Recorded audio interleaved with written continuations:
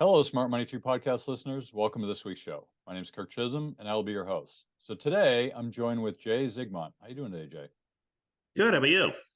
Doing great. Doing great. Well, I wanted to bring Jay on. Jay has a really interesting niche, and I haven't seen anyone else doing it. So I wanted to bring Jay on to really kind of talk through it, and I think is going to apply to a large amount of people. So it's really important to understand why his niche is different. So Jay, tell us a little bit about your background. Yeah, I'm kind of one of those weird ones. I'm a second career coming to finance. I come out of healthcare and academia, did a lot of coaching work. And then I got into the finance side and started to study to become a CFP. And my wife and I are child free. And what I found is in the CFP literature, there's never once a mention of people being child free. And when I say child free, I mean people who don't have kids, not planning on having it. So it's been kind of one of those things. My PhD is in adult learning. I'm a bit of a researcher. Went down the path researching this stuff, trying to figure out what it's like. And my research question was, are me and my wife weird? And it turns out we are weird. We're both PhDs. We have our own weirdness in our life, but we're not weird for being child free. It's just a community that's underserved, even though it makes up about 25% of the U.S. Wow, 25%. That's a big number. That's larger than I would have thought. Everybody says that. There was a study out of Michigan. They just did a repeat a couple weeks ago, came out. They found just over 20% were child free, essentially by choice, means they chose not to have kids. And about another 5% are permanently childless, meaning they didn't choose to have kids, they're child free, not by choice. So it wasn't their choice. But what it means is 25% of the US don't have kids and aren't planning on having kids. And that's growing in the younger generations. So I wonder, is it growing? I know culturally the younger generations have a big shift compared to the older generations, but I wonder how much of that is permanent or just their thoughts in the moment. So I say this So because, like, for instance, I grew up, I always wanted to have kids. It's just something that was just beat into me. It's just who I was. The younger generation, they also didn't want to buy a home, but now they're buying homes. So I wonder how much of that is different. we call it following the standard life plan. The standard life plan says you go to school, you get married, you have kids, buy a house, you raise your kids, you retire, all that. And the younger generations are choosing or not by choice earlier saying, hey, no, that's not for me. I mean, to give you an idea, for my book, Portrait of Child Free Wealth, I went out and interviewed a whole bunch of people about child free. I had people at 21 who were getting sterilized and say, yep, that's it. So, I mean, this is not, hey, it's a fad. I don't want to, I'm going to change my mind. If you look at adults who are 55, the numbers are pretty strong, but they get stronger with each younger generation. And, these are lifelong choices or not choices. So it's interesting. So what's a common, so people who choose to be child free, right? Not we're eliminating the people who can't have kids, which I would imagine is actually a growing number because I feel like everybody I talk to is having um, you know, uh care, or I forget what it's called, but basically they need help to get pregnant, Mhm. right? And it's just it seems like growing up it was like people just got pregnant. It just magically happened, and now it seems like everyone needs help. Like it's almost hard to get pregnant. So besides the people who can't, which I imagine is growing, what goes through the mind of somebody who chooses not to? Like, what are some of the reasons they choose not to? Yeah, so I did a bit of a study on this, put it out earlier this year, and interestingly enough, most of them had more than one answer. So it wasn't just like one thing. So it's pretty well thought out. To give you some numbers, about 38% said they just never wanted to have kids. 30% said finances. 27% said freedom. 15% said environment, including politics, the carbon impact, all of that. Some people, just don't like kids, about 14%. I got people with medical issues, don't want to pass on family trauma. I mean, huge reasons that every one of them is valid. It just depends on the person, on what life they want to choose. So the family drama, I get that. I mean that I feel like when people grow up, there are people who, at least from my parents, like there were traits where I grew up and I was like, I never want to do this with my kids, because there's just some things you're just like, that is just terrible, and I don't want to do that for my kids. And then other things that said I would do it exactly the same way. Um, and I feel, I would imagine there are probably people who don't want to pass that along. But when you have all these different reasons, some of which are totally understandable, do you find how many, like, what percentage of people change their mind? the data, the question we usually get is, are you going to regret not being child free? And I asked the question, are you happy with your life, happy with being child free? 94% said yes. And the ones that said the 6% said no, they said, it wasn't necessarily because of being child free or not. I think, the change your mind or regret corner might be more in the childless, not by choice population. Child free people are pretty set on their direction and they're just living a different life. It's not saying, one's better than not. People say, well, do you regret being child free? Well, I don't regret not being an astronaut either, but I could have been an astronaut, but I didn't. It's just a different choice. Good for you. I couldn't be an astronaut. They kicked me And out. I couldn't, They don't want me there. I couldn't be a parent. And the hard part is for child free people, there's a lot of judgment that comes with it. So my niche is child free, and I went out, I'm looking at some financial software, and they said, hey, what's your niche? I said, I serve child free people. They go, oh, so you hate kids. I'm like, no, we can't jump to that. And people go, well, they want to understand why we choose not to be child free. And I'm like, well, first of all, it's none of their business. But, people ask me, well, why are you child free? Well, my wife has a 50-50 chance of dying if she gets pregnant. That made the choice pretty clear for us early on.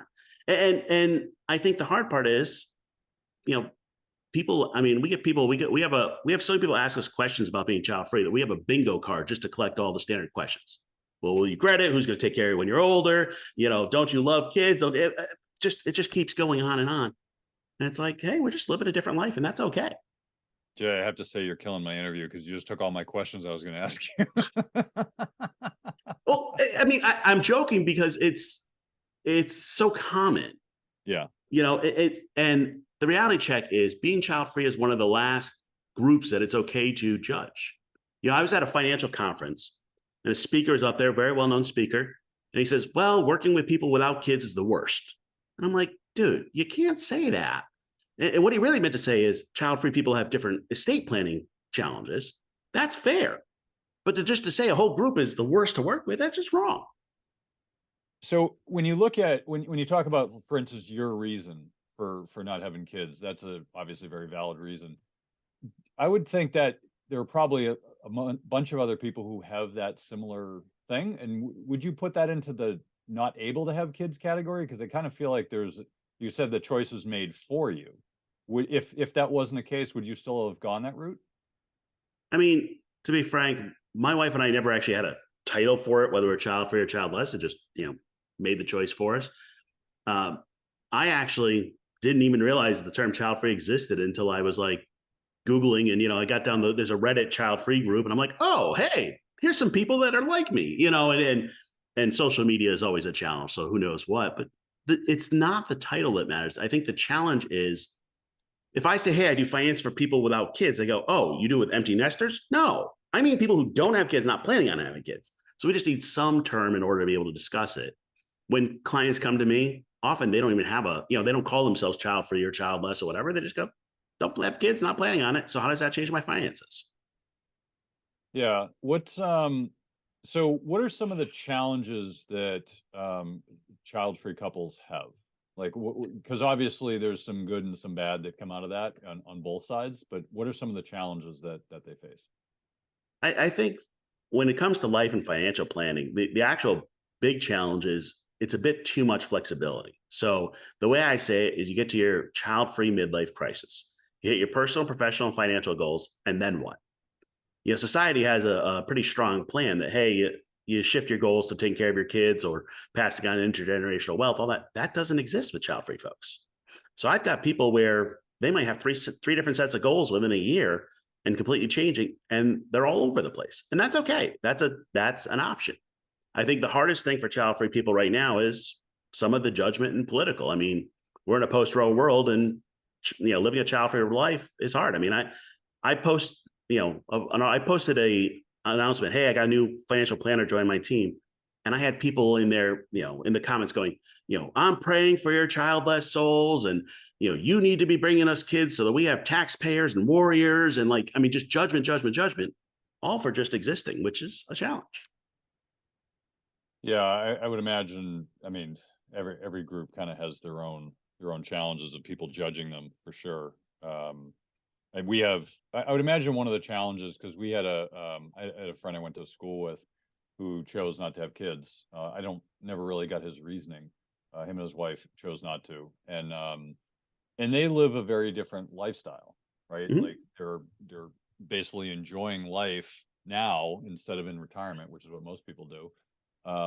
Which is good, but also there's one caveat that I found interesting once we had kids is you kind of lose touch with your friends that don't have kids, and it's not because Mhm. you think any differently of them, but rather that it's out of convenience, right? Like I'm friends with my kids' friends' parents.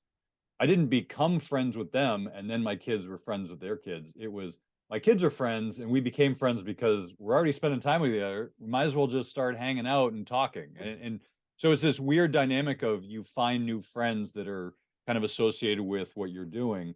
Um, do you find it's hard to I guess not because of judgment, but just because of convenience? Do you find it's hard to be friends with people with kids because of that? I think you end up with a different set of friends. Yeah. So for me personally, I've had great luck making great friendships with people that are in their 70s and 80s where, their kids are grown and not part of the picture. Then, hey, we can all hang out on the boat or other things. And I, yeah, my wife is tracked. Okay, oop, lost that friend. Oop, lost, because they just go off into a different lifestyle. That's okay. Um, but you're right. It is a different choice to the point where we, with when it comes to financial planning, I look at most child free people, and instead of saying, are they retirees, pre retirees, a lot of them are what we call non retirees. They're following what we call FILE, financial independence, live early. It's a lifestyle of the dimmer switch of work that they're picking a different path throughout their life. And retirement is not the goal. And passing on generational wealth, not the goal. And it completely changes everything. And then, of course, that's going to change your friend group and who who you associate with and everything else.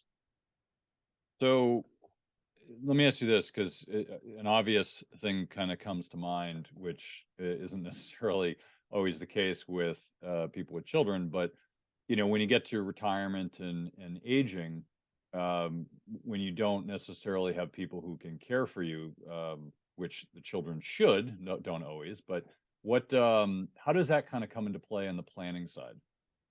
Yeah, the bingo question, the way we say it is people ask the question, well, who's going to take care of when you're older? And I'm like, I have the love hate thing with this question. What that question implies is those people are asking are assuming their kids are going to take care of them and assuming we're not going to have somebody. And let's look at the actual number. So the census looked at adults over 55 and found that childless adults over 55, 2.5% got any financial support from family. So that's like nothing. But interestingly enough, in the same segment, 55 and older adults in the US, of parents, 1.5% got any financial support from their family. So actually, parents got less support than the childless folks, which may seem counterintuitive, but anyone that's walked through a nursing home facility knows people don't visit. Let's be real on that. Right. So the difference is child-free folks know we have to plan for it. My goal with my clients is in their mid 40s to have a plan for long-term care. That means either money set aside or a long-term care insurance policy put into place in the mid 40s. And then we work on, wills, living wills, power of attorneys, all the paperwork to make sure they have it. And depending on, whether or not, if they're like what we call solo agers or soloists, where, they don't have a partner and no kids, then we may end up in, working with a local attorney or trust to actually be that executor or power of attorney for them. So it's just a slightly different take on it. But the reality check is we know we got to do it. The other side of it is everybody really needs to plan for the long-term care, but it's just not a priority to some. Yeah. No, it's because I wonder, I would think that obviously if you're making good money and you can save more money, it certainly helps. But I would think that there are probably people out there that maybe aren't making good money and maybe still getting by even without kids. So how do they handle it if they don't have the means? Yeah. So one of the misconceptions of being child free is being child free makes you rich automatically. And nope, I haven't had anyone come by and write me a check to, make me rich automatically. I mean, yeah, you're saving, whatever, $18,000 a year it costs to raise a kid, but there are child free people that struggle and the income disparities still exist. The way I look at it from a financial plan point is if you have less than $500,000 in net worth, you're not going to be able to afford to set aside money for long term care. And you're going to end up relying on Medicaid. It's just a reality check. And if you have more than, 2 to 3 million, you probably could pay for it out of pocket. So there's a way to serve for all. The one thing that's common between all of them is making sure you get the paperwork so you have somebody making the decisions for you.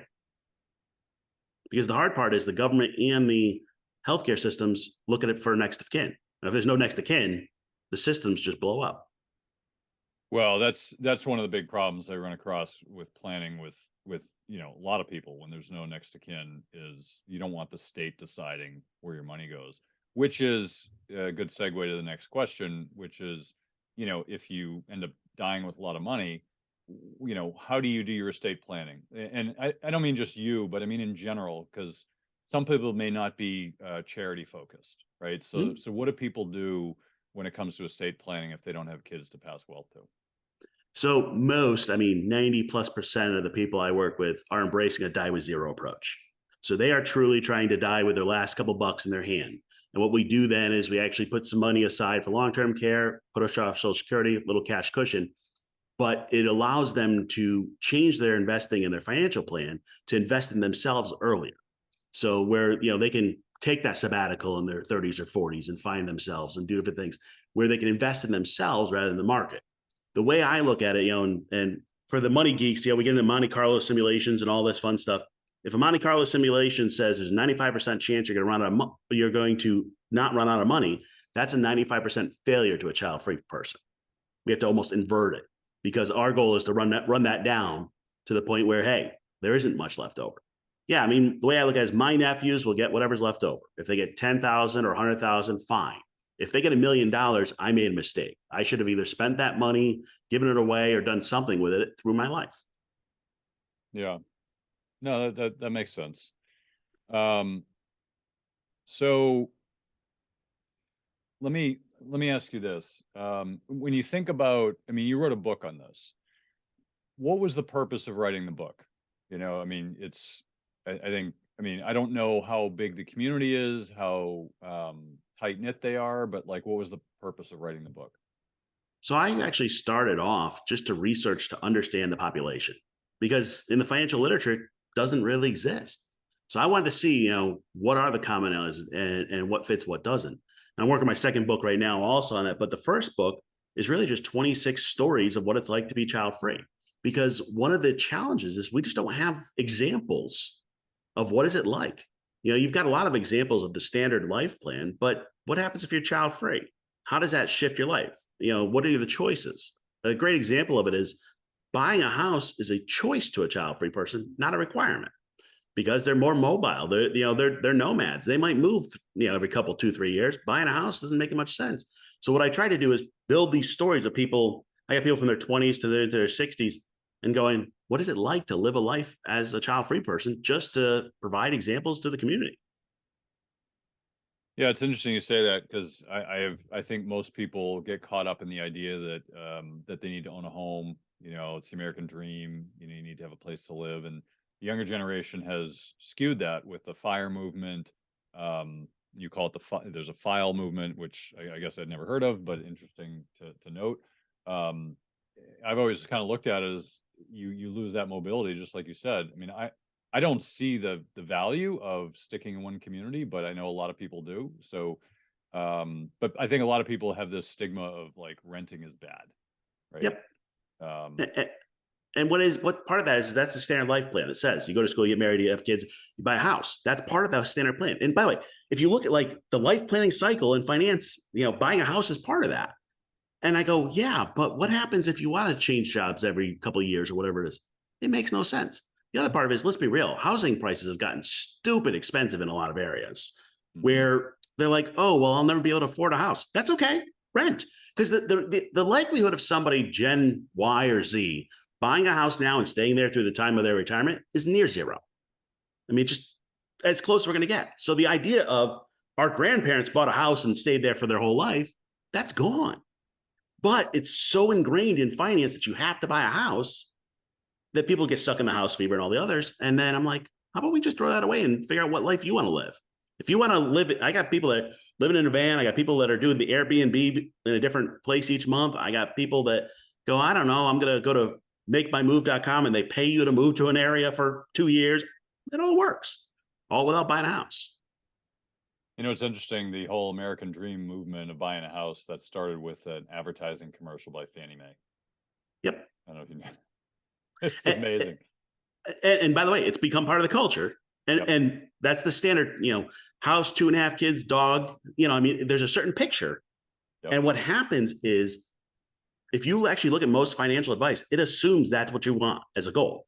If you don't, you're on your own script and it's like, I don't know what to do now.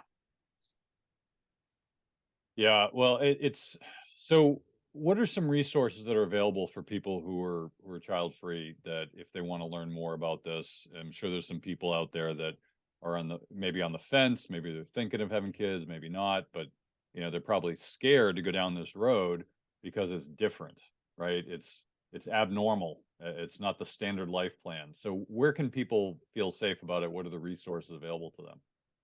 Yeah. I mean, the hard part is a lot of the resources are online and with social media, it's a mixed bag. Some of the things people don't think about, there's actually a child-free convention end of July. There's also a childless summit that's held in the fall, where there are people getting together talking about this.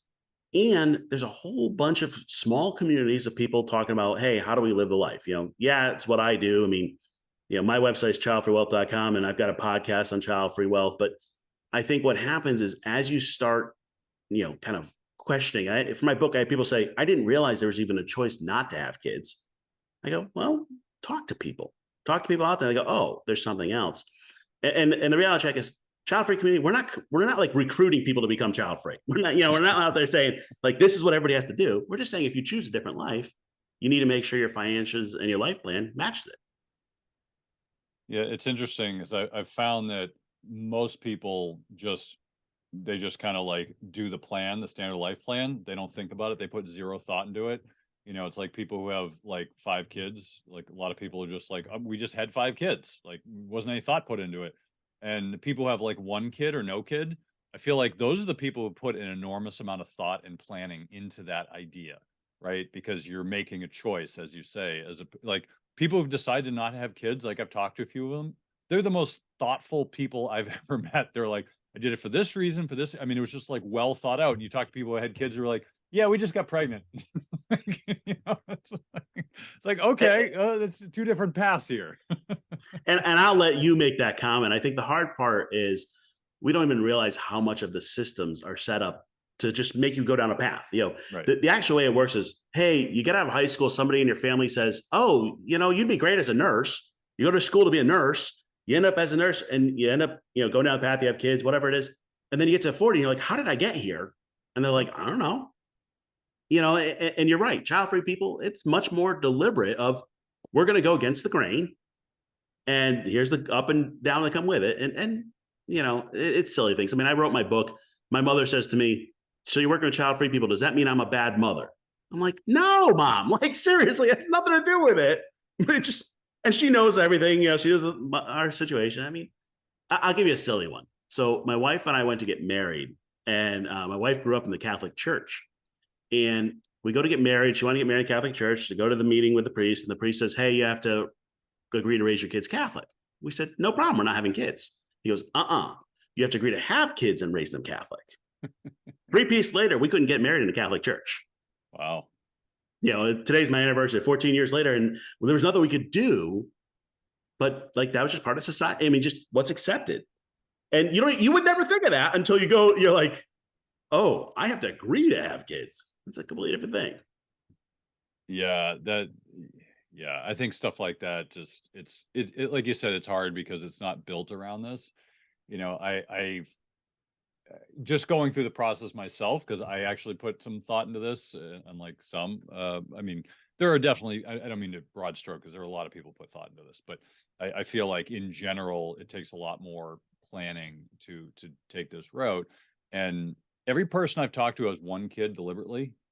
Those are always very well thought out people. So like for like most people, it's like 2 kids. I think what's the average? 2.5 kids, something like that. Something like that, yeah. But what's interesting is like my wife and I talked a lot about this, when we get married. It's like, how many kids we want? And I was like, well, 2. She's like, I want 3. I was like, okay, so you go from man-to-man coverage to zone coverage. all of a sudden the amount of money we're going to spend goes through the roof, because you're spending a lot more money on each child. And because my buddy and I did some math, must have been 15 years ago, maybe 12 years ago, something like that, where it was like, what's the cost to send 2 kids to college? And the cost at that time, it was somewhere in the neighborhood of like $750,000 per kid. Mhm. And I was like, the amount of money I have to make to do that is ridiculous. And it's not far from that now. I've still got a few years, maybe what is it, like 8 years till I send my kids, but I wouldn't be surprised if it gets up there by then. It's going to be really expensive. And that doesn't include all the other expenses that, we forego our own pleasures just to give it to the kids. But I feel like if we had three, not only would we not have the money to spend, but also the time. I always looked at it Yeah. as the amount of time I have to spend with my kids. I want to spend that time with them. If I have 3 kids, you're just diluting each child's experience, and so the whole thing is hard and it requires a lot of thought. And I think a lot of people, like you said, they just do the standard life plan and they don't put the thought in. And it's unfortunate because I think more people should. I mean, if you look at like France, I think France, a lot of people there's actually a problem in Europe with the demographic problem, which is large reason why they take a lot of immigrants, because people aren't having kids to the same degree.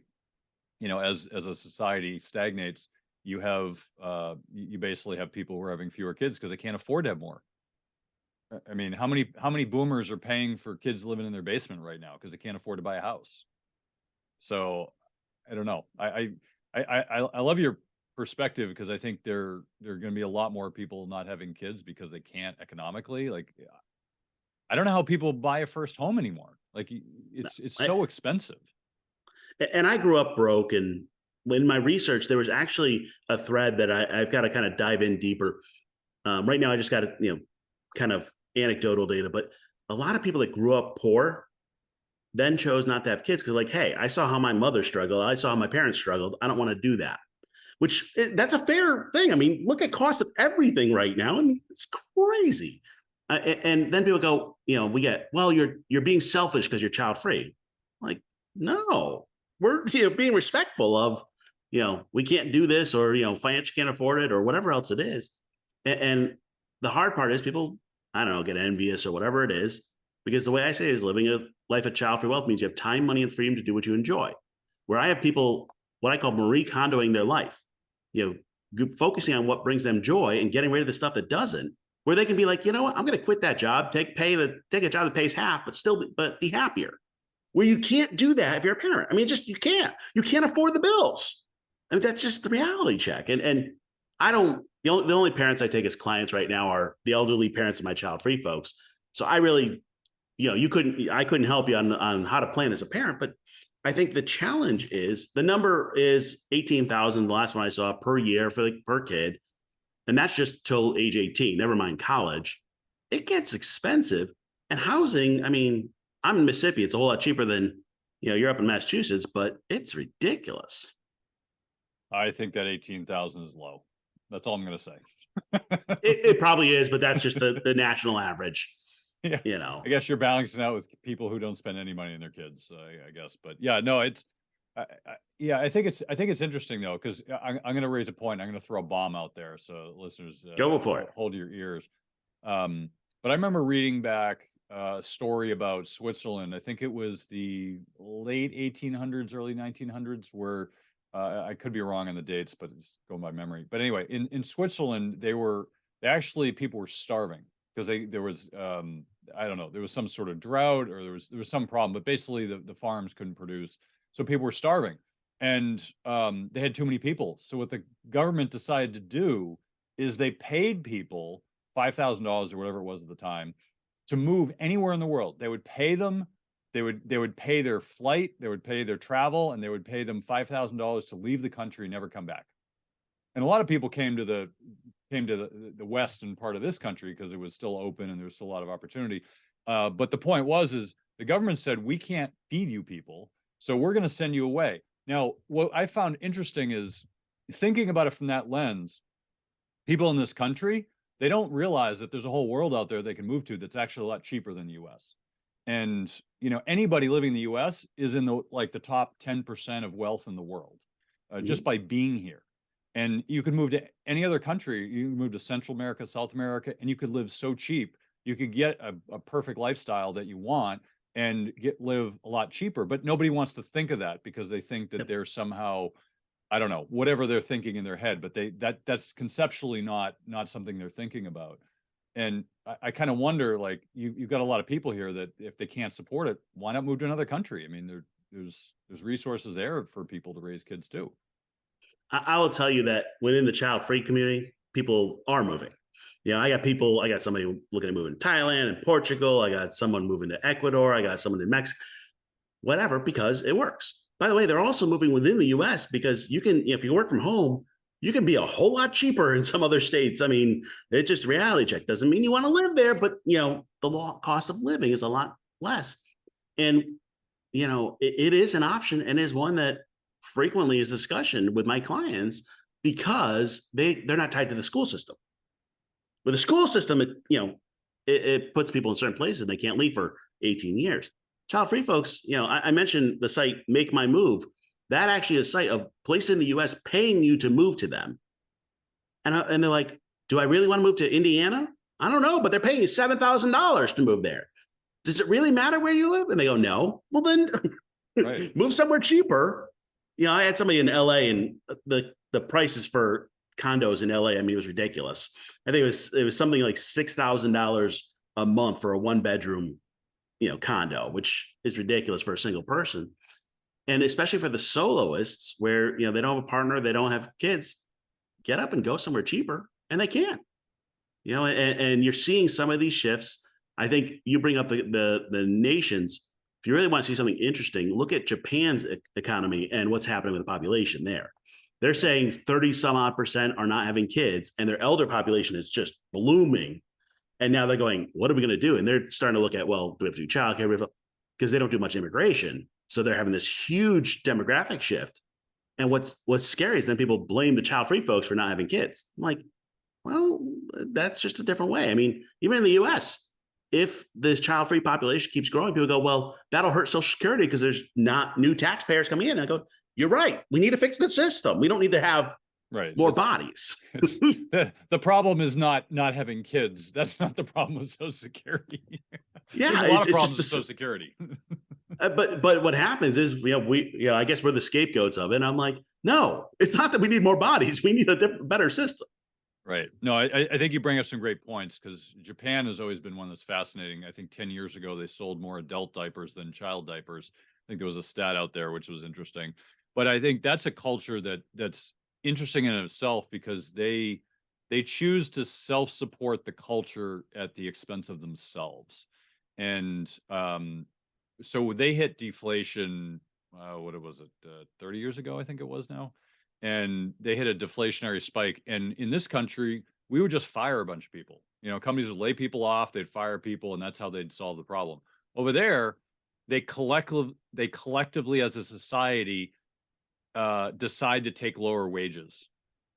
So everyone says we're going to decline our wages by 2% or 3%, whatever it is, right? But everyone keeps their job, right? And they don't keep their job because they're socialists. They keep their job because culturally that's what they decide to do. And I think it's fascinating. And I look at them as kind of a one-off, but China's got the same problem. Their one-child policy has almost destroyed their demographics for decades. And they're going to have a big problem. I don't know when that starts. I think it starts in 10 years or something, but they've got a big problem coming up as well. So I mean, we're not the only country with this problem, but the demographic thing is a real issue, especially economically. So I don't know. That's a totally different podcast episode. Well, and we can have a separate discussion on whether or not we can, sustain constant growth in this world, and what the environment happens and all that fun stuff. I mean, people talk about, I want to save the environment. Look at what happens with the carbon footprint. If you have one less person, you don't have a kid, you have one less person you bring in the world, the carbon footprint goes down. It's a balancing act. And, I'm not saying people should or shouldn't have kids. That's their choice. It's up to them. I think the hard part is if our economy is based on constant growth, that is almost setting yourself up for failure. Yeah. What I find interesting is some of the people who get judged the most are probably the least judgmental, right? You probably get a lot of judgment thrown your way. And And I like your perspective on this. I appreciate your niche and educating our audience here on the show about it. It's not something I would have even thought of to bring to the audience. So I appreciate you kind of reaching out and asking to be on the show, because I think this is I didn't realize it was such a big segment, but we like to make sure our audience is well prepared for their financial life. So thanks for sharing us. So Jay, where can people find more about you? So you can catch me on all the socials at Child Free Wealth. You can also catch me at childfreewealth.com. And if you want to pick up a copy of the book Portraits of Child Free Wealth, you can download a free copy at childfreewealth.com/book. Great. Well, Jay, thanks for coming on the show, and we'll probably have you on in the future, as I imagine things change quite a bit. Great. Thanks for having me. Hey, Doug, did you hear? We're giving away free money. Well, I'll tell you about it in a minute, but before I do, there's a saying in the mining community, well, precious metals mining, that is. The saying is that if you want the best deals, you have to be in the room. Now, you're probably thinking, what does it mean to be in the room? Well, I'll tell you. Being in the room means that you're on the short list of people who get invited to be a part of the best deals. These are the deals that most investors will never have access to. You mean like IPOs? Nope, IPOs are chump change. Those are for retail investors, small potatoes. That's nothing compared to these deals. These deals would have you salivating to get access to them. Once you know they exist, you will never look at investing the same way again. I almost don't want to even tell you that they exist, because it will ruin your thinking of how the investing world really works. Now, you might be excited that these deals exist, but you only have access to the deals if you're an insider, or in the room as they call it. Now, as loyal listeners to the show, I'm going to give you a chance to be in the room. Money Tree Investing Podcast has created the Insiders Club. This is a community of our show's members who are loyal listeners of the show and want to get more out of their investing experience. Being a part of the Insiders Club gives you insider status for upcoming events and webinars, discounts, free stuff and books, and influence on the future direction of the show. This is a great opportunity to join us as we expand our content and services. Oh, and did I mention free money? Yes, in the next few weeks, I'll be giving away free money to our members of the Insiders Club as my appreciation for listening to the show. Now, there's no cost to join the Insiders Club. Just go to moneytreepodcast.com/free money today to join the community. That's www.moneytreepodcast.com/free money. I hope to see you in the room.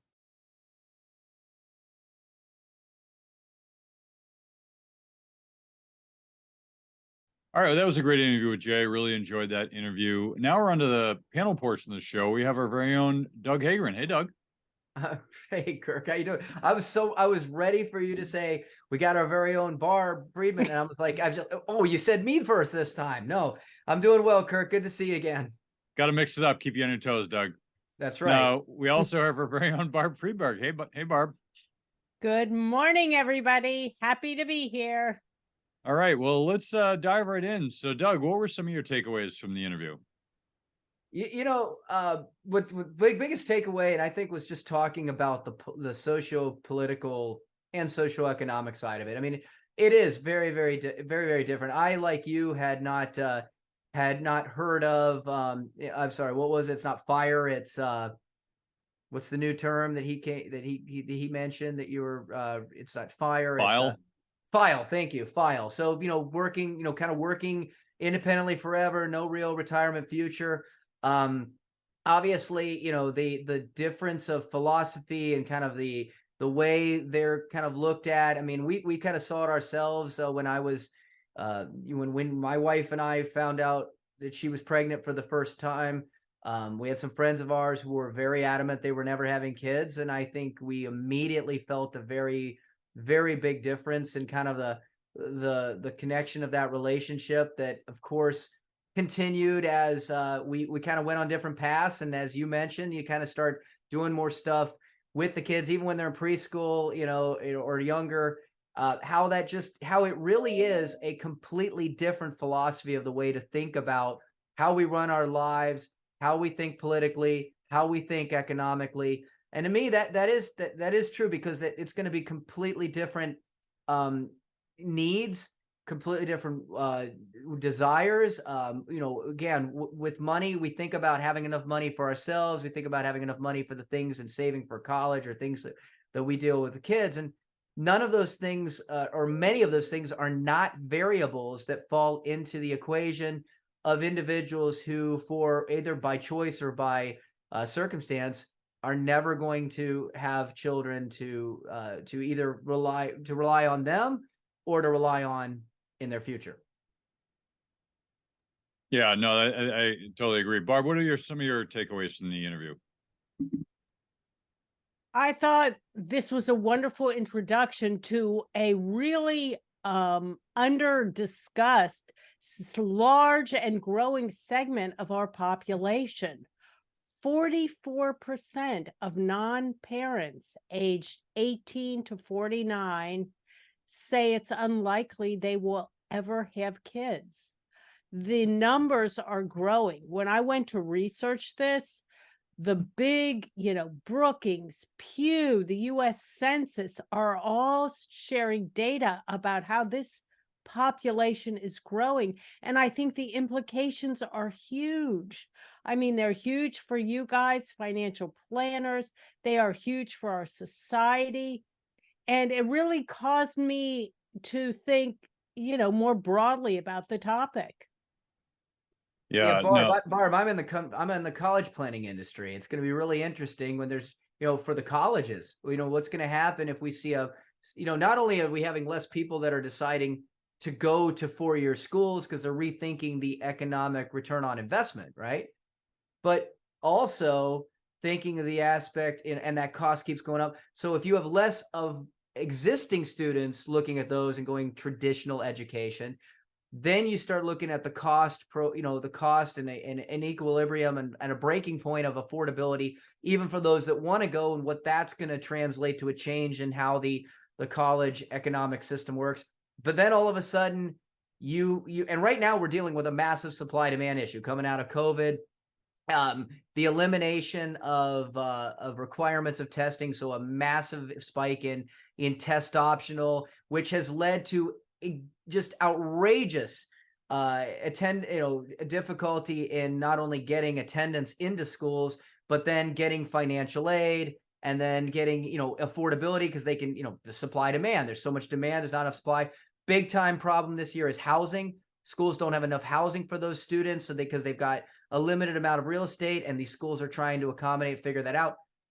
What happens if all of a sudden we see 40% drop in the number of people with kids, and most families let's say have 2 kids? That becomes, whatever 40% of that population is, let's just say it's 40 million people. That's 80 million kids taken away from the future of college. What's that going to do economically there? There's a massive shift. And then, of course, I know, Kirk, you'll probably want to lay on this too. What is this doing to housing? Because there's all this talk, we don't have enough homes.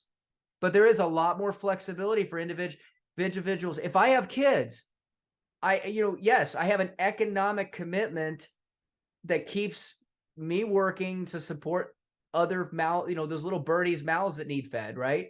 It also keeps me geographically located, potentially. Like, you want your kids to be close, you want to be closer. So, we've talked about, especially in certain demographics, religious demographics, depending on where that is, some of them really do stay closer to each other philosophically because of that family connection. As that dissipates, as there's less anchors that keep you, people move out, and maybe they move to foreign countries, or they go to different places where economically they can just be able to afford more because they don't have to be around the suburbia, the school.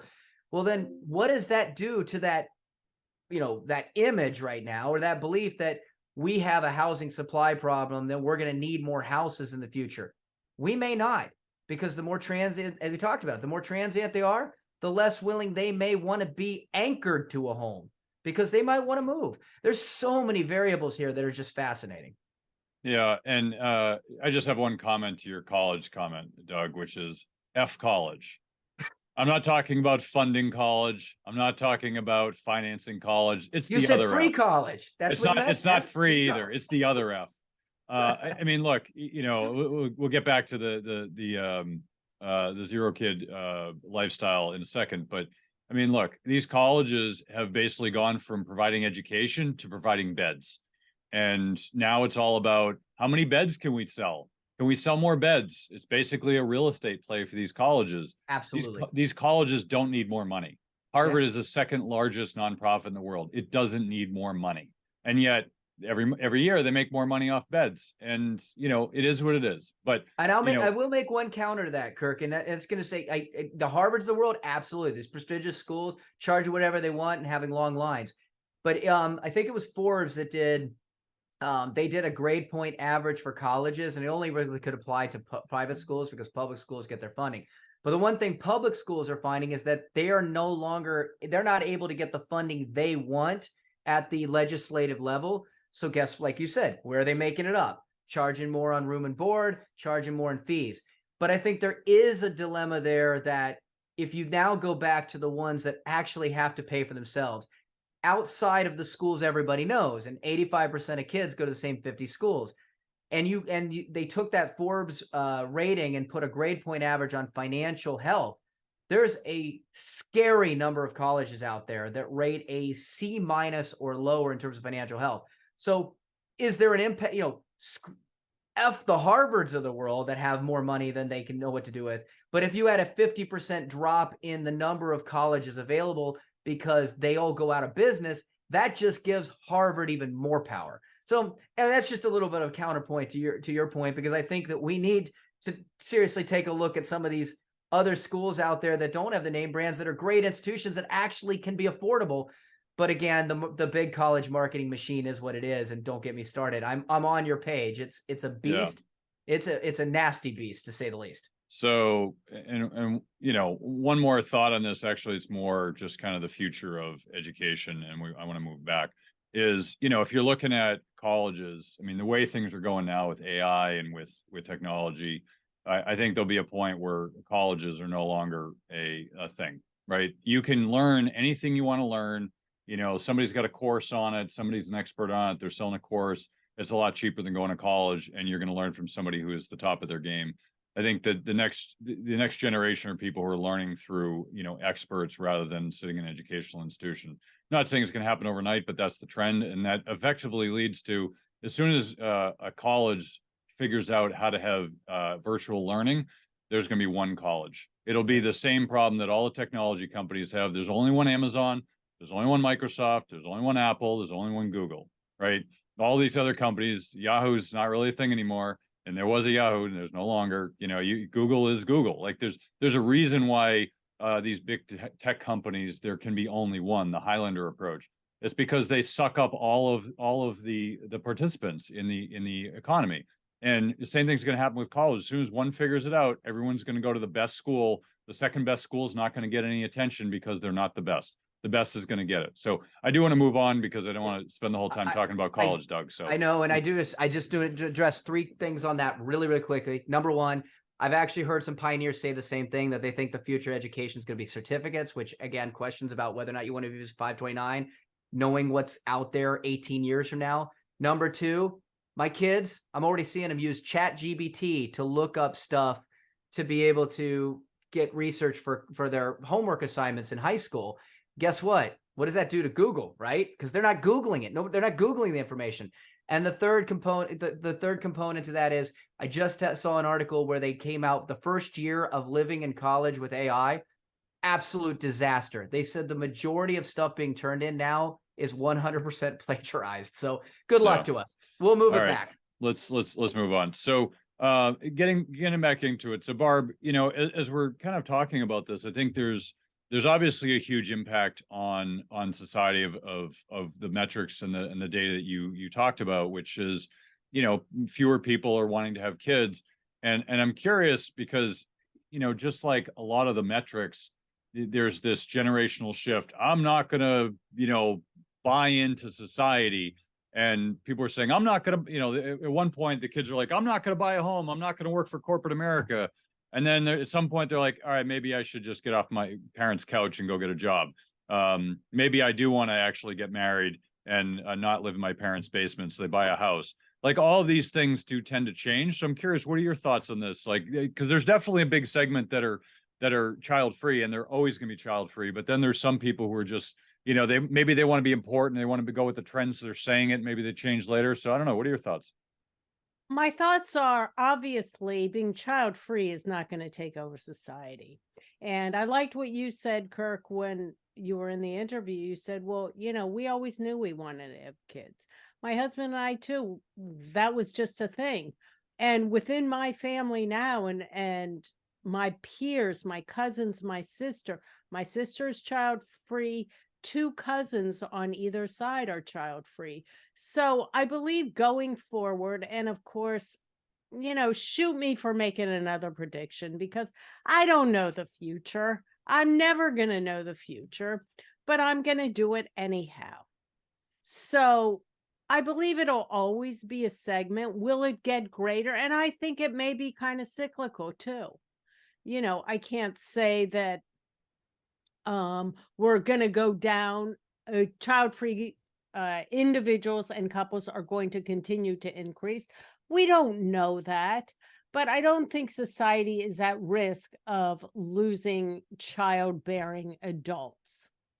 So that's my 2 cents. Yeah, I mean, the demographics are definitely interesting. I mean, the more developed economies definitely have fewer children, but then they develop other challenges. I mean, China had the zero child policy, or one child. I can't even speak today. China had a one child policy, which impacted their demographics. Japan has a demographic problem. Europe has a demographic problem. And it brings up this challenge of employment and the impact of labor in the workforce. So, but that aside, it's interesting, because I think the thing that I really like Jay's interview. I love interviewing. I think he's a really bright guy, and I appreciate his perspective. I think what's interesting is, as I mentioned in the interview, like the people who make that decision are usually more thoughtful about their choices in general, like statistically. Like, obviously not everybody. Someone's going to be like, I made a thoughtful choice. Sure you did. When you were 18 in the back of your mom's car. But the point is for a lot of people, this is a choice you don't think about. You come into it like, I always knew I had kids. I honestly never really spent like a year thinking about, should I have kids? It was just kind of like, I always just felt like this is something I feel like I need to do. And some people feel something different, or some people can't have kids, or whatever the reason is. Like, there's so many reasons, but it's interesting to me because the planning challenges are so different. And I want to ask you, Doug, because you're really into planning. Is we talk about these planning challenges, but they're so complex when you think about them, right? Like, your planning is you're planning for parents with kids. You've got certain dynamics, but if you don't have kids, it's like, wow, like, what do we do? Like, I mean, I don't have too many families with that problem, so we don't have that much data. But how would you look at that? Like, what would you advise people if they have no children? Like, how would they plan for their retirement, for their estate, things like that? Well, in some ways, families that don't have kids are a little bit easier to plan for. They're not, if they're not planning to have kids. Now, I want to go back to the one side of it. As I said, well, I don't think the Democrats are going to change. We've been joking about the movie, this movie Idiocracy, and in Idiocracy, the only ones that can really have kids are the ones that don't want them, and then that's just the population goes. The ones that want them aren't having the kids. Even Margaret Atwood's Handmaid's Tale, that whole story started because all of a sudden the population couldn't have kids anymore. And you mentioned this, that environmental, biological, I don't know what it is, but we are seeing a spike in the number of people that just can't have kids. So there may be some part of this that isn't even elective. But going back to your question on it. So when we do planning, now there's plenty of generic advice out there to say you should do this. And listen to any broker that says you should have $2 million. To me, that kind of advice doesn't take into consideration of this. I think it's completely worthless. I mean, Kirk, you look at one of your clients, $2 million will last them 50 years. You look at another client, $2 million won't last them 50 days. I mean, it all depends on once. So these conversations, the best conversations of planning come into a starting point of, what do you really want? What matters to you? Okay. What matters about money to you? It's one of the first questions asked. What matters about money to you, or what is important about money to you? And getting them to think, and this goes back to Maslow's theory, hierarchy, right? Of what really they're doing this for. And having money really at the end of things is overcompensating or covering for something else, right? And so if you have someone who does not want to have, if once you figure that out, you can begin to put tangible goals around what that might cost, and thoughts about inflation and et cetera. But the one thing that I have found that is easy about planning with someone with no kids is the life they have is already, in many cases, a life that they're fairly happy with, right? So their income needs are fairly consistent today to where they might be in the future. I mean, maybe they want to travel a little more, and you can plan a subcategory for that additional cost, depending on that. Maybe they want to buy something material. You can plan. Those are all outline goals. These are the goals that you plan for. But lifestyle expenses generally are, what is it going to cost to live the life you want? And most of them are very happy with the lifestyle they have. So it's like, all right, this is what it costs. Now we can inflate that. And when you're in a retirement, if we can just maintain the income to maintain that, are you going to be happy? Yes.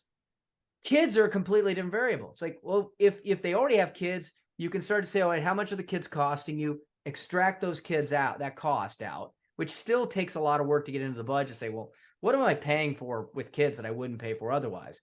But you can still extract that out and say, okay, that, are you happy with what you're doing? No, we'd like to do more, and have that conversation.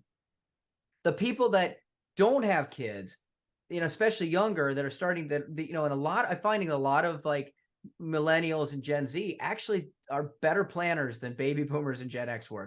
They want to have that plan. And you can see that in the spike of people that are going on FinTwit or listen to Ramsey. A lot of them are younger. And like, I want to have that plan. But then you start going, well, are you going to have kids? I don't know. We want to. All right, now I got to go down 2 paths. Well, if you don't, this is what it's going to look like. If you do, we got to start having dreams and conversations about what things might cost, and throwing variables in there that may or may not happen, that, that we have to account for during those periods. And you might have to save for this, but not have to save for that. So I actually find planning with no kids easier, because especially if they know they're not going to, then it is much easier to say, well, the lifestyle you have right now, we can just work with those numbers and come up with it. Now, then, down the road, if you have more than you need, then you can do charitable giving or talk about what you would do if you had too much money. But for me, it's the kids are the difficult variable. And although we're more used to planning around that with traditional financial planning, it adds so many other things that need to be taken into consideration. Then 1 or 2 people are like, hey, yeah, I like to travel. I like this. Maybe I'll buy a house. Boom. Great. You happy with what you're doing? Yes, we are. Then let's inflate it and work with it. So one thing that kind of comes up, and I know this is kind of the I guess I call it the emotional side of money, or the softer side of money, is, we talk about numbers and planning and all that, but, in many types of planning, there's this other side of it, which is not really discussed. And I talked about this before, when it comes to retirement, right? People say, oh, do I have enough money? It's like, that's like one of 6 pieces that are important for retirement, right? The numbers, the financial part's just one of them, and I think about, you think about planning for things like this, like we mentioned it earlier in the show, like, what about the social part, right? Like you don't have kids and your friends do, you lose friends, right? So like, when it comes to planning, how do you, and I'll ask you, Barb, because you've been through a few different life stages and seen a few things. So how do you think that people should kind of view that impact when it comes to planning for that piece? Like, how can people include, the social part and, the other pieces of the planning aspects when it comes to, not having children? I like what you said about overvaluing money, because look, I like money as much as the next person, but money is a tool for your lifestyle. It's not an end goal. And so, and then Jay mentioned that one of the biggest problems that child-free couples have is that they have a lot of choice. And most of us are not in a position where we feel like we have too many choices. because we're raising our kids and the choices are pretty circumscribed. You know, am I going to spend X amount of money on an individual or a group tennis lesson? Can I afford to send my kid to soccer camp, or does he have to go to the rec center this summer? So as parents, we've got a lot of choices. I mean, we have different choices. When you're child free, your choices are endless, which can lead to stress. Jay mentioned, you know, Jay's a younger guy, you know, maybe in his late 30s or early 40s, from what I could tell. And he said, you know, for him, they have a lot of older friends because many of the people they meet in their circle are busy with their kids. And I know, having gone through that stage, what Kirk said was absolutely the case for us. We were friends with our kids' parents because those were the ones who were there. So if you're child free, you have to be deliberate. You have to make a decision about how you're going to handle those social aspects of life. Are you going to join a church or a synagogue? Are you going to develop friends through activities or other things? Or how are you going to make those decisions? And I want to transition just a little bit into the planning aspect. When you get older, there's the decision of how much do I leave to my kids if you have kids and you're in retirement planning. And my husband and I are going through that now, you know, when we're planning out how our spending is going to go over our later years. We want to plan for an amount for our kids, but how much is that? If you are child free, and it was mind boggling to me to think of that die with $0, it's like, oh my gosh, that is it's just mind blowing to think of that, because most of us who have kids, you know, we want to leave something to our children. So being child free gives you a whole host of different issues. And we can't assume that those issues are the same as for someone who's making their life and financial plans with kids. It's a very difficult decision when you talk about estate planning. I mean, with no kids, or even if you have kids, it's like, how much do you leave them? You know, I think it was Warren Buffett who was leaving them $1 million or 10 million. I forget the number, but he's leaving them a certain amount of money. And I look at it and say, what's that money going to be worth in 10 years from now? You know, we've got 10% inflation a year. You could argue what that number is, but you've got high inflation. You know, right now, real estate's uber expensive and you can't afford it.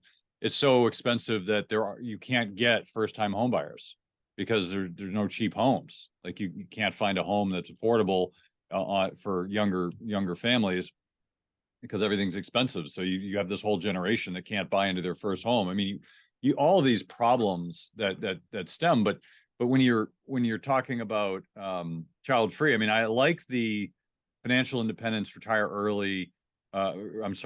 Financial independence, life early. I like the FILE concept. I want to ask you this, Doug, because it's a little different from the FIRE. I think FIRE has this image of like, oh, I can retire tomorrow, versus financial independence, life early, which isn't like I'm living in a dream world. It's more like, hey, I'm going to live today and not save it until retirement. So maybe you could talk a little bit about that, and then we gotta wrap it up after that. So. Yeah, and some of that I think is a little bit generational too. Now, one thing I will want to plug, and because we're talking about the different stages there and kind of what you have to think about, like what are you going to do? I think when you have kids, you kind of get pushed into a social circle to a degree. If you don't have kids, you have to create your own social circle. You have to be diligent about how you're gonna you know, where you're gonna be, where you're gonna meet people.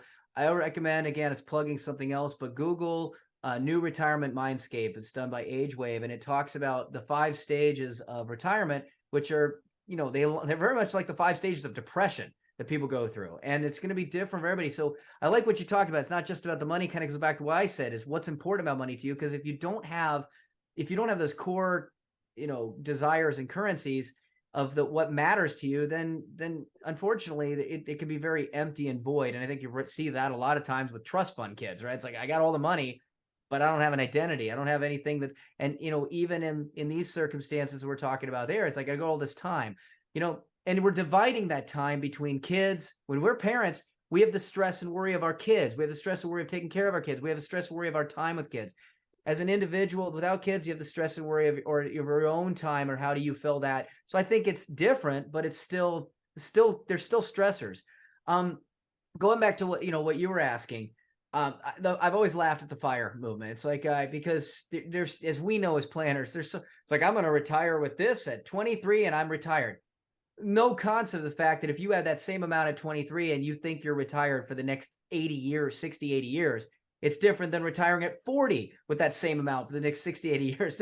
It's just ridiculous. And with all these variables of inflation and healthcare costs and again, if you retire, and we say this to retirees all the time, he's like, once you retire, you're going to have 40 extra hours a week to spend your money on. And I think Nationwide did a study years ago that said, if you're a golfer, you better have a different financial plan, because it is not going to be the same amount of money for your retirement as the next guy, because you got greens fees and cigars, and you obviously got to get your beers and your food out there and all that stuff. And I like the live now. If there was an old saying that I think the baby boomers live to work, and I'm going to butcher this.